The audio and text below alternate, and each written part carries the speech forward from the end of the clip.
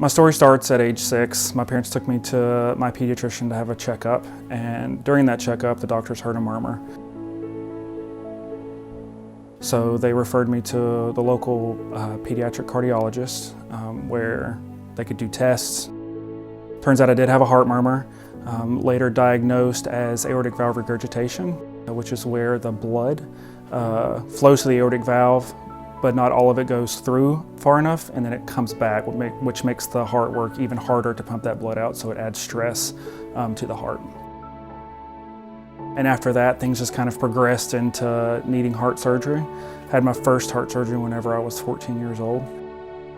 I had to fly out, do the surgery out of state, which was a kind of a big deal. And it's completely overwhelming because you're kind of being wheeled into the unknown. The plan for the surgery going in was to repair the valve, repair my aortic valve, and doctors felt pretty confident that they were going to be able to do that.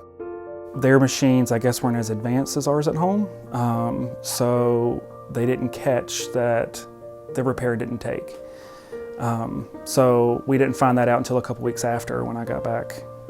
Got back home, went to the hospital for the checkup to see my cardiologist. The doctors wanted to give medical technology some time to advance before the next surgery. And then in March of 2007, I had my second surgery. As a 20-year-old, you really get the fact that this is a big deal, and it can be life-altering or it can be life-ending. You just never know the outcome. So the plan to replace the valve worked, and the surgery was successful. I just remember one day just like laying in my bed and crying my eyes out because I had no control over what was happening to me. And that's really hard, to not have control over your life. And for the first time, I think that I realized that I was sick. So the prognosis after the surgery was that the Cal valve was supposed to last 15 to 20 years, which put me at age 35 to 40. And I think that there's a lot to consider when thinking about what that means. At 35 to 40, I could have kids.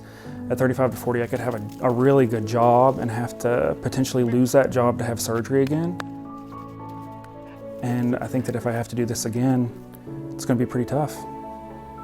It's important for people to understand that the research dollars being raised today can impact, someone who's going through this 20 years from now. I mean, take myself as an example. I had surgery, my first surgery was at 14, and the research dollars being raised then impacted me at 20 years old for my second surgery. There's a possibility that because of your contribution, there's a kid that might not have to have surgery again, or instead of having 5 surgeries, they're only having 2.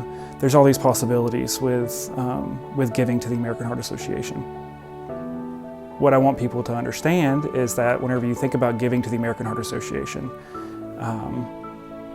know that the return on your investment can be life-changing.